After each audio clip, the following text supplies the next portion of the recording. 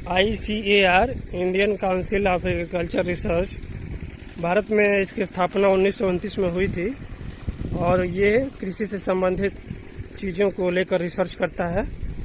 जैसे धान की बीज तैयार करना, विभिन्न फसलों का बीज तैयार करना और यूनिवर्सिटी में उसको पढ़ाना बच्चों को, और ये खाद के संबंध में रिसर्च करना, खरपतवार को निकालने से संबंधित रिसर्च करना। बहुत सारे अंतर्राष्ट्रीय संस्थाओं द्वारा जैसे फूड एग्रीकल्चर ऑर्गेनाइजेशन के सहयोग से वह कार्य करता है।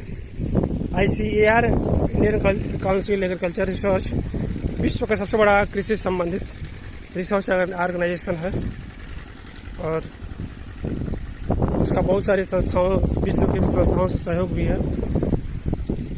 ये है कृषि का मामला, कृषि का विषय।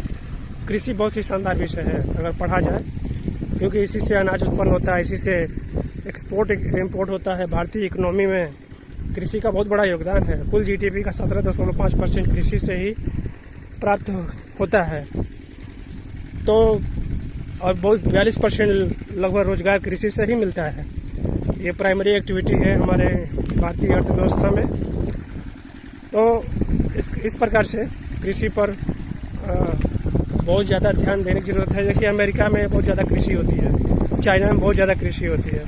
वहाँ अमेरिका में बहुत बड़े पेटी है, बहुत बड़ा गेहूं का बेल्ट, बसंतकालीन गेहूं की पेटी, शीतकालीन गेहूं की पेटी, बड़े बड़े कृषि फार्म है अमेरिका में। मक्का भी बहुत बड़ा हुआ।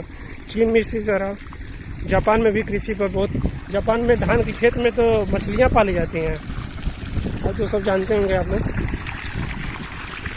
तो इस प्रकार से ये अभी धान में सिंचाई हमारी चल रही है।